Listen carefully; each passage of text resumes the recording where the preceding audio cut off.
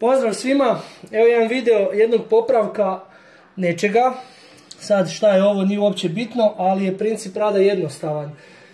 Ljudi su ugradili balkonska vrata, dolje su uhvatili za željezni profil, ovo je bilo prije zatvoreno knaufom, željezne ograde nije postojalo i sad su tu nastale rupe.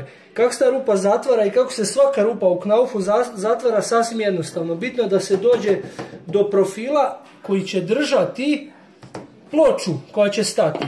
Ovo je primjer jednog CD profila koji je bio od jedne trice do druge, on se nalazi recimo tu i tu, kako su ljudi to hvatali. Ali za ove potrebe ne, izrežu se samo dva komada ploče, podbaci se, znači bitno je samo da ta ploča stoji na nečemu.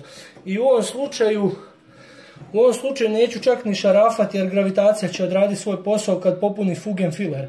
Bitno je da se malo zarežu ploče čisto da fugen filer uhvati gips, da gips uhvati za gips, ne nužno za karton. I sad samo jedan trik kako se reže ploča kad se mora izrezati nešto manje od dijela gdje se lomi. Kako da objasnim? Recimo ako ovo hoćete izrezati, skalperom je dovoljno zarezati ploču, slomiti i odrezati kontru, imamo odrezanu ploču. Ali šta kad se treba odrezati pol centimetra ploče?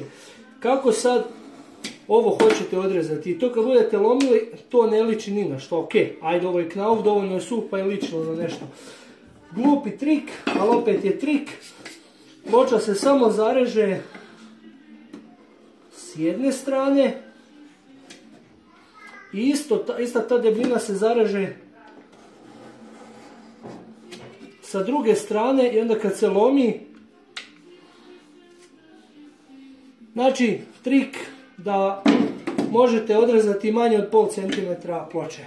Hvala na pažnji, doviđenja.